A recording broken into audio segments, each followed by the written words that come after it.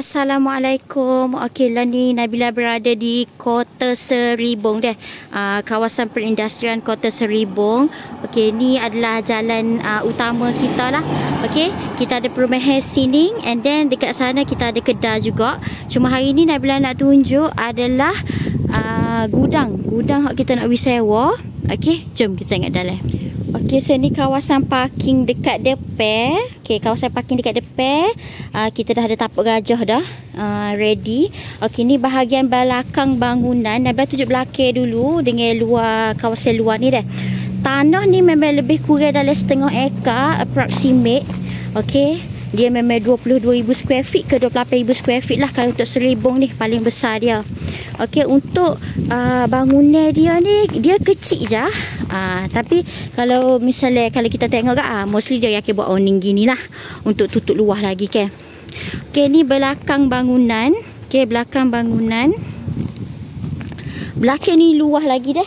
Kalau kita nak buat parking ke apa boleh. Okey, so ini dekat dalam bangunan, dalam gudang kita. Okey, dia memang dah well renovated dah. Okey, kita ada pintu kaca sini, main entrance kita. Okey, bawah ni dia ada partition siap-siap dah dah. Dia ada partition siap dah. Ni dia adalah some kind of mezzanine floor lah, I boleh katakan mezzanine floor. Sebelum ni sebenarnya kawasan ni di luar, maksudnya dia high ceiling lah. Tapi kita dah renovated. Okey, and then dekat bawah ni kita ada satu bilik. Okay, ada bawah satu bilik. And then kita ada bilik air sini sah. Okay, and then dekat bawah ni kita ada dua partition. Okay, dua partition. Satu lagi pun dekat bawah lantai, bawah bawah tangga ni pun ada satu lagi bilik partition. Dia pun partition dah. Okay, jom kita tengok tingkat atas pula. Okay, tingkat atas well renovated dah. Ada sensor dah, LED dia. Ada sensor. Okey, ada pintu kaca dekat tingkat atas. Okey, ni dekat tingkat atas dah. Memang comel sangat. Well renovated dah. Ingat tak tadi Nabila kata daripada bawah mezzanine floor dia.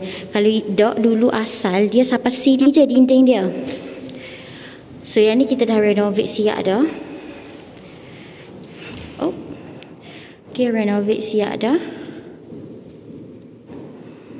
Dah ada 3 bilik partition dah.